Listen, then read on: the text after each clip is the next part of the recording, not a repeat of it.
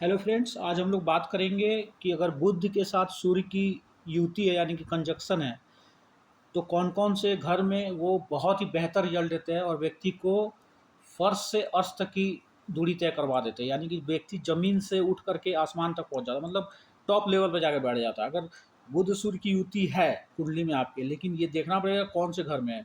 आप भी अपनी कुंडली को खोल के देख सकते हैं। तो कार्यक्रम शुरू करने से पहले मेरा दर्शकों से आग्रह है, जो भी फ्रेंड्स हमारे चैनल पर नए हैं प्लीज़ चैनल को सबसे पहले सब्सक्राइब कर दें, ताकि जो भी मैं नेक्स्ट वीडियो बनाऊँ उसका नोटिफिकेशन टाइम टू टाइम आपको मिलता रहे। तो आइए दर्शकों, शुरू करते हैं। बुध और सूर्य की युति कौन कौन से भाव में होती है, तो व्यक्ति जमीन से लेकर आसमान तक की दूरी तय कर लेता है। सबसे पहले हम बात करते हैं लगन की। अगर लगन में किसी व्यक्ति के बुध और सूर्य एक साथ विराजमान है, यानी कि लगन में ही, लगन कोई भी हो, चाहे कोई भी लगन हो, अगर बुध या सूर्य यहाँ पे बैठे हैं, भले सूर्य नीच का हो या बुध नीच का, उससे कोई अ, मतलब नहीं है। बुध और सूर्य लगन में होने चाहिए, चाहे वो उच्च के हो, नीच के हो या किसी भी राशि में हो। लगन में अगर है तो व्यक्ति सफलता के शिखर तक पहुँचेगा ही पहुँचेगा, इसमें कोई दो राय नहीं है। तो ये लगन में अगर बैठे हो, सप्तम भाव में बैठे हो, दसम में, नवम भाव में बैठे हो और 11th हाउस यानी कि लाभ स्थान में बैठे हो, यानी कि पहला घर, सातवां घर, नौवां घर, 10वां घर और 11वां घर, ये 5 ऐसे घर है दोस्तों, जिसमें अगर बुध और सूर्य एक साथ बैठ जाए तो व्यक्ति भले ही कितना भी गरीब परिवार में जन्म ले, वो अपने पुरुषार्थ और पराक्रम से, क्योंकि बुध को बुद्धि का ग्रह माना जाता है और बुध का आपकी कुंडली में बलवान होना परम आवश्यक है।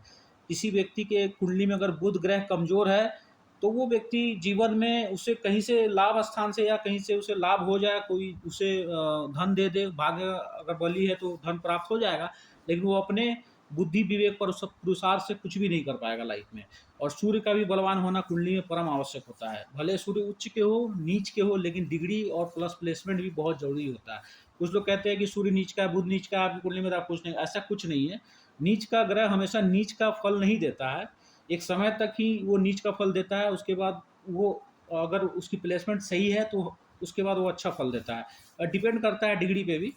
तो ये हमने आज ये आपको बताया कि अगर लगन लगन में बुध सूर्य अगर एक साथ बैठे हैं तो व्यक्ति अपने बुद्धि, अपने बाहुबल के दम पे जीवन में सफलता को अर्जित करता है।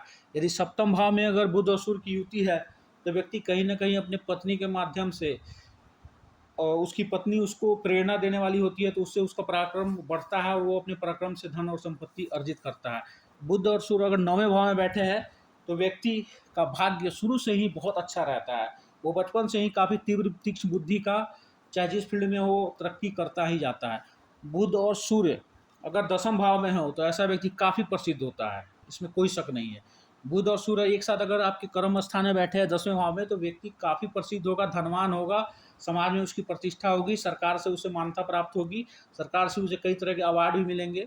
ये एकदम 100%। आप अपनी कुंडली खोल के आप देखो कि अगर आपकी कुंडली में बुध सूर्य अगर 10वें भाव में बैठे हैं तो क्या ऐसा आपके साथ हो रहा है। अगर नहीं हो रहा है तो या फिर कुंडली में कुछ, या तो फिर हो सकता है कि आपके टाइम में कुछ दिक्कत होगी, या फिर हो सकता है कि कोई और ग्रह बाधित कर रहे होंगे।